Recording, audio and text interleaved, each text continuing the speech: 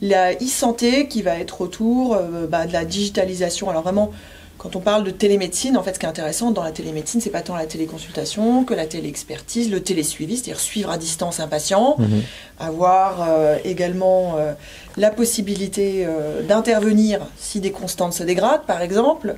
C'est ça, en fait, la révolution. Sapiens Sapiens, c'est chaque mois une conversation en toute liberté avec une personnalité du monde économique et intellectuel, un rendez-vous entre êtres humains pour se comprendre et comprendre le monde. Bonjour à tous, bienvenue pour ce nouveau numéro de Sapiens Sapiens. De tous les secteurs, celui de la santé semble être celui qui a le moins connu de transformations liées aux nouvelles technologies numériques. À quoi devons-nous nous attendre dans le futur? Quelles sont les transformations en cours? Quelles sont leurs conditions de succès? Pour en parler, j'ai le plaisir de recevoir Clarisse Pamiès. Clarisse, bonjour. Bonjour Olivier. Alors, Clarisse, vous avez fait l'école normale supérieure, donc vous êtes une ancienne élève de l'école normale supérieure, puis l'ENSAE pour faire un peu de statistiques, Sciences Po, Columbia, une expérience professionnelle qui commence au BCG, au Boston Consulting Group. Vous êtes ancienne responsable de projet à la Direction Générale de la Modernisation de l'État, ancienne directrice de la transformation digitale chez Johnson & Johnson et actuellement, vous êtes directrice générale d'OpenMind Neurotechnologies, une start-up spécialisée dans les neurotechnologies.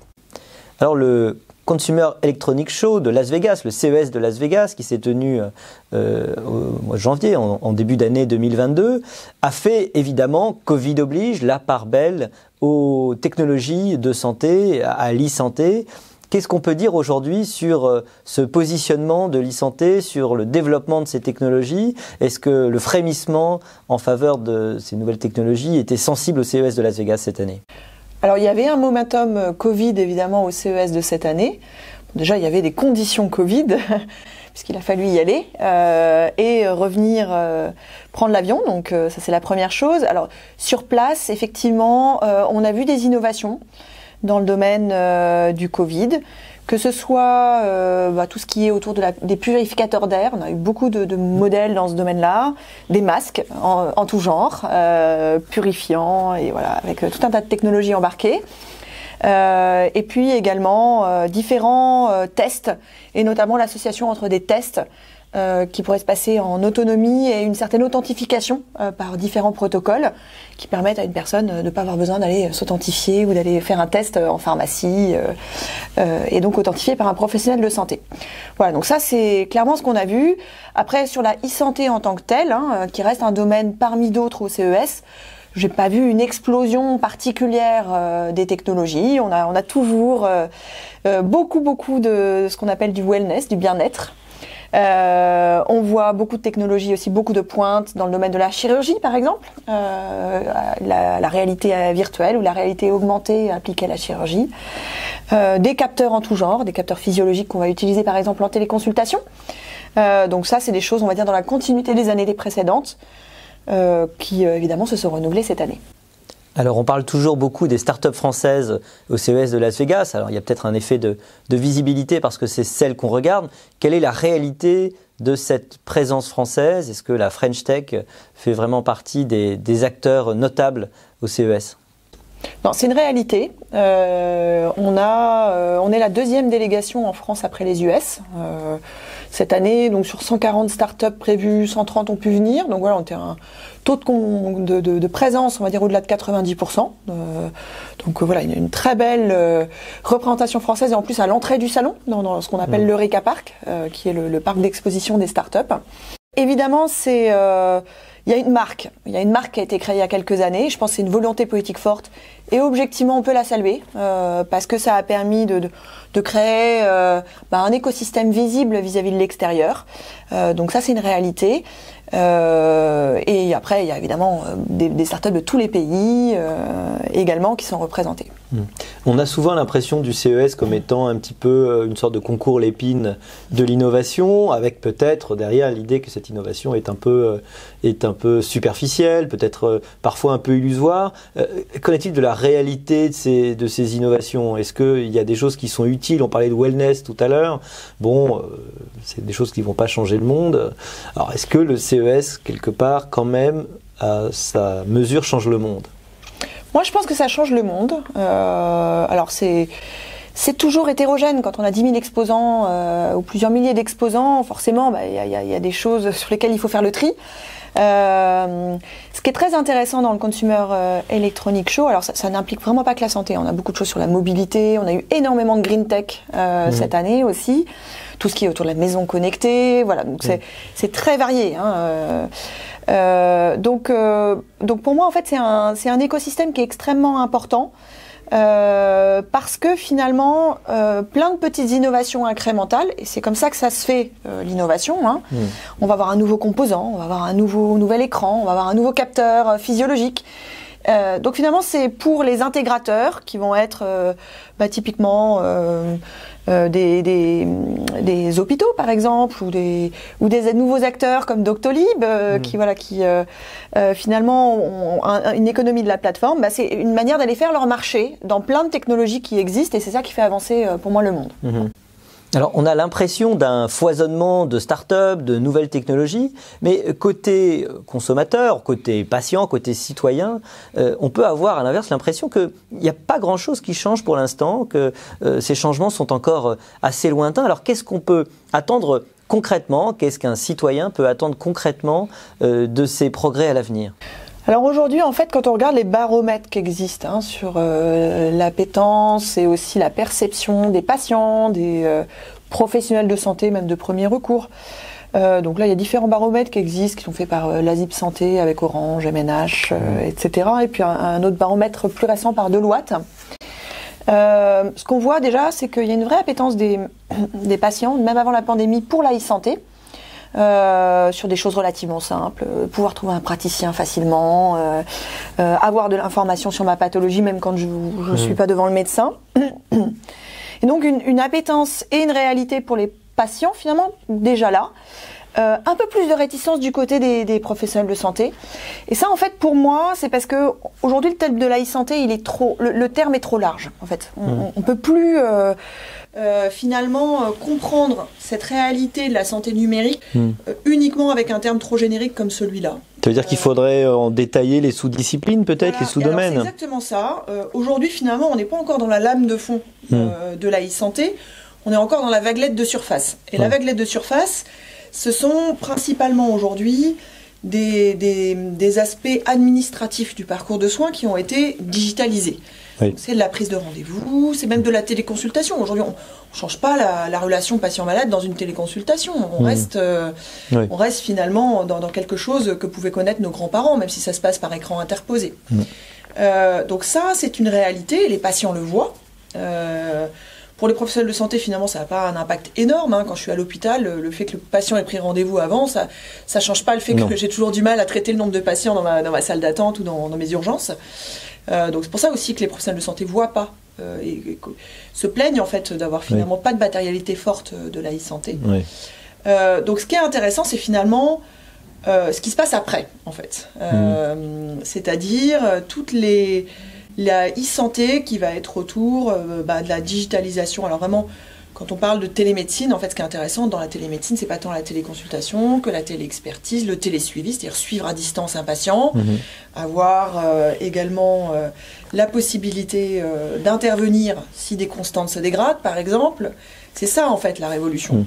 Là, on se rapproche beaucoup plus de cette fameuse médecine des 4P, prédictive, préventive, personnalisée, participative. C'est ça. Alors, en fait, pour moi, la e-santé, on devrait vraiment parler de e-santé dès lors que ça a un impact sur le 4P. Et là, on voit le potentiel du digital et de la data pour faire ça, que ce soit dans l'application, dans la recherche, pouvoir finalement identifier des molécules et puis mieux les cibler par profil de patient. Donc, dans les différents domaines, aussi dans la chirurgie, dans l'imagerie, c'est déjà le cas d'ailleurs dans l'imagerie. Donc ça, évidemment que le patient, finalement, n'a pas forcément un avis très éclairé là-dessus. Aujourd'hui, il n'a pas non plus d'avis sur telle découverte ou tel type de molécule par rapport à tel autre. Donc finalement, que ce soit digital, pas digital, c'est pas un sujet en fait pour lui.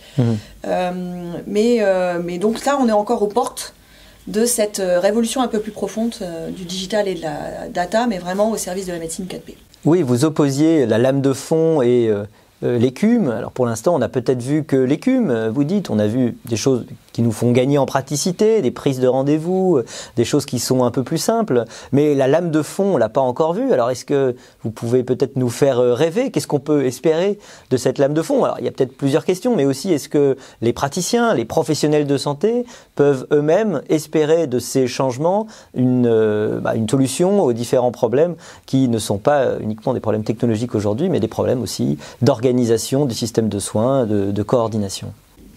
Ben, oui, la réponse à toutes ces questions qui sont nombreuses, effectivement, oui. C'est oui.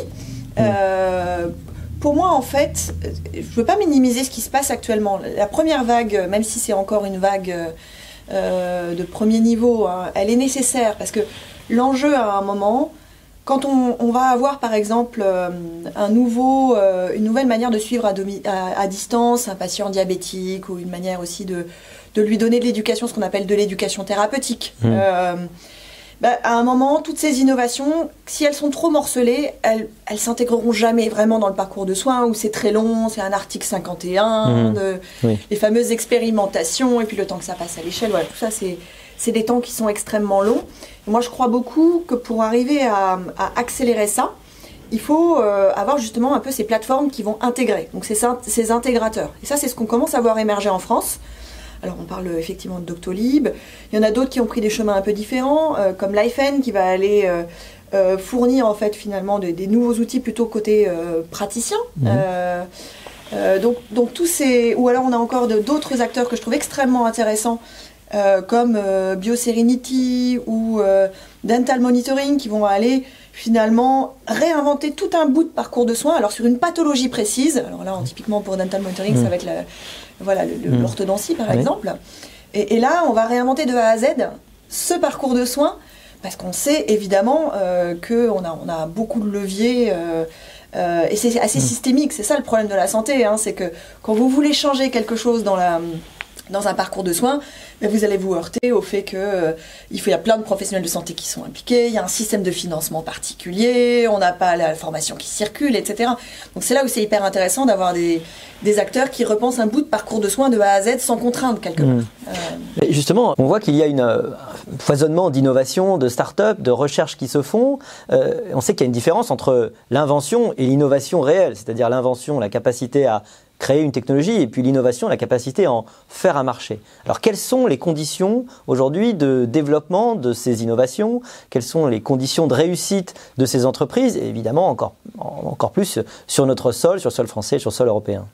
Je pense qu'en fait, déjà vous avez évoqué pas mal de ces éléments-là dans le rapport sur la e-santé européenne, les géants de la e-santé européenne qu'on veut faire émerger, qui est un rapport qui a été publié je crois cette semaine. Donc pour moi il y a vraiment un enjeu, c'est toujours un peu multiple, donc il y a un enjeu réglementaire et d'harmonisation en fait des règles du jeu. Aujourd'hui on sait que le marché unique n'est pas un marché unique, en tout cas dans le domaine de la e-santé ou la santé. Donc à un moment, si on veut faire émerger des géants, il faut que s'ils sont présents dans un pays européen, en un mois de temps, ils soient capables d'aller dans le pays européen d'à côté. Donc ça nécessite d'avoir de l'interopérabilité au niveau des données et également une certaine manière de s'articuler aussi sur les parcours de soins et sur les organisations des soins. Si les organisations de soins sont toutes différentes, ça ne peut pas fonctionner. On voit bien que c'est finalement des marchés qui sont pour le coup différents. Donc il faut aller vers de la convergence, voire même une autorité unique sur la partie données. Donc ça, c'est extrêmement important. Et également sur la partie réglementaire, puisque quand je suis dans le domaine de la santé, il va falloir que j'ai des autorisations spéciales. Je ne peux pas arriver demain avec fort heureusement d'ailleurs, un nouveau médicament ou un dispositif médical. Il faut que j'ai un certain nombre d'étapes réglementaires et de validations. Et ça, aujourd'hui, on a beau avoir une autorité et des autorités compétentes au niveau Europe, malheureusement, ça implique quand même de devoir refaire les processus au niveau pays. Donc ça, voilà, il faut aller vraiment beaucoup plus loin dans la logique d'intégration. Et pour moi, l'Europe de la santé est une évidence. Donc ça, c'est un premier point. Et puis après, c'est vrai qu'on le voit dans votre étude, un des gros problèmes, ou plutôt l'opportunité, si on le met dans le bon sens, dans l'Europe de la santé, c'est peut-être d'augmenter les financements. plus on va aller sur cette lame de fond et moins sur la vague de surface, et plus les entreprises qui arrivent sur le marché ont besoin d'avoir investi, d'avoir fait ce qu'on appelle de la deep tech, d'avoir été vraiment faire de la R&D. Oui. Et ça, aujourd'hui, notre système de financement en France et dans pas mal de pays européens n'est pas adapté à ça. On va aller chercher à financer des plateformes, des modèles entre guillemets low-tech, plus facilement. Donc là, c'est là où les pouvoirs publics doivent aider sur ces phases, on va dire, initiales. Donc pour moi, il faut des programmes de financement dédiés sur la deep tech en santé. Avec peut-être deux types de technologies, grosso modo, des technologies relativement low-tech, relativement simples, effectivement ces plateformes, et puis de l'autre, des technologies qui vont nécessiter beaucoup plus de développement, plus de temps, donc une mise de fonds beaucoup plus grande. Et ce sont ces dernières qu'on a plus de mal à développer chez nous. C'est ça, et sur lesquelles on n'a pas des structures de financement qui devraient compenser le fait que ça ne se passe pas a priori pour des raisons finalement un peu difficiles à décrypter, mais c'est vrai que le venture capital aux États-Unis va beaucoup plus être friand de financer des biotech par exemple, et moins dans l'écosystème français ou européen. Donc si ça n'arrive pas, il faut qu'au moins les pouvoirs publics puissent finalement mettre la touche de là où le marché n'arrive pas au niveau efficient. Voilà. Alors quel est votre regard sur la France dans le domaine de la e-santé? Où est-ce qu'on en est? Est-ce qu'on est plutôt en avance, en retard? Moi, je pense qu'il faut vraiment travailler et réfléchir sous forme de filière ou de zone d'excellence. Parce que la e-santé, c'est très très large et c'est difficile de porter un regard unique. Je pense qu'on a des poches d'excellence hyper intéressantes dans la recherche, par exemple. Donc, je n'ai pas mentionné, mais il y a une entreprise qui est très intéressante en France, qui est Okin, qui aujourd'hui est financée par exemple par Sanofi, qui va aller travailler en fait dans le domaine de la recherche, à appliquer en fait de l'algorithmique et de l'intelligence artificielle pour découvrir plus rapidement des molécules et des traitements et les personnaliser plus loin. Je pense qu'on a vraiment une carte à jouer énorme dans ce domaine-là, parce qu'on a une énorme force dans la recherche, en tout cas en santé, on a des poches d'expertise.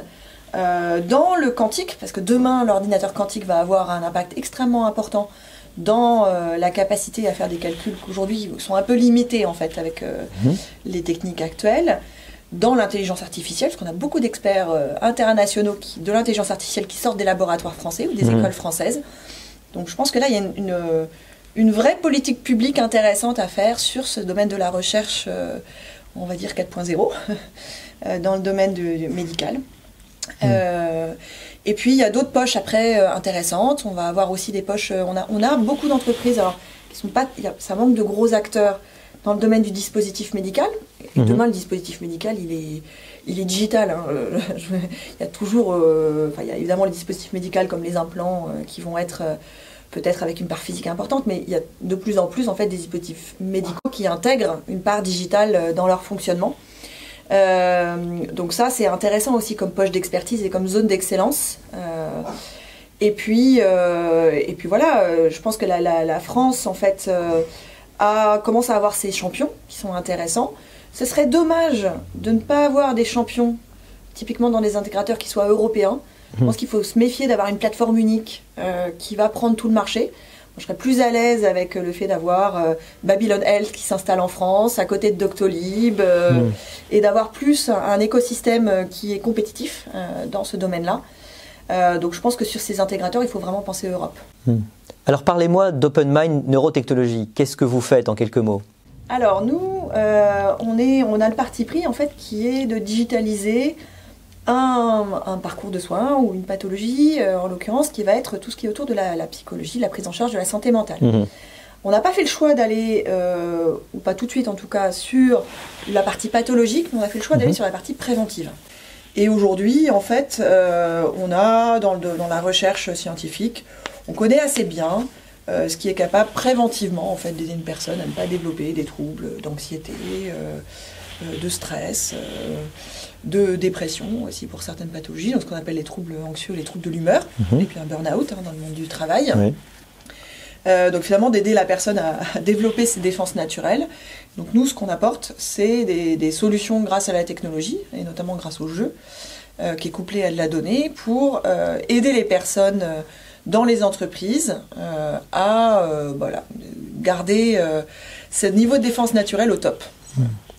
Les assises de la santé mentale en septembre avaient essayé de commencer à changer ce regard sur... c'est vrai que cette partie de la santé qui est un peu le parent pauvre, de façon générale, de toutes les pathologies. Est-ce que on sent un commencement justement d'intérêt plus grand pour ces questions-là?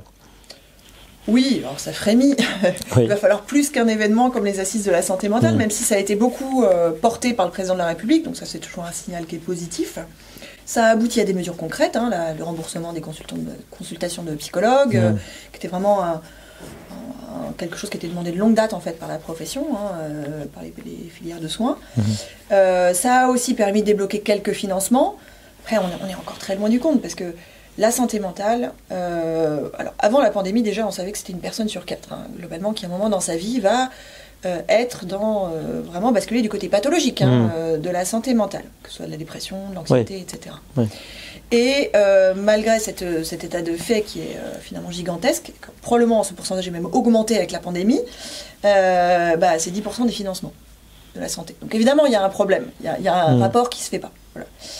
Donc ça va être long. C'est bien qu'il y ait une prise de conscience, mais il faut aller plus loin. Il y a encore des leviers très importants sur lesquels il va falloir appuyer très rapidement. Il y en a 2 pour moi. La prévention, l'éducation. Aujourd'hui, un gamin au collège a des cours d'éducation sexuelle et affective, a des cours sur le cyberharcèlement.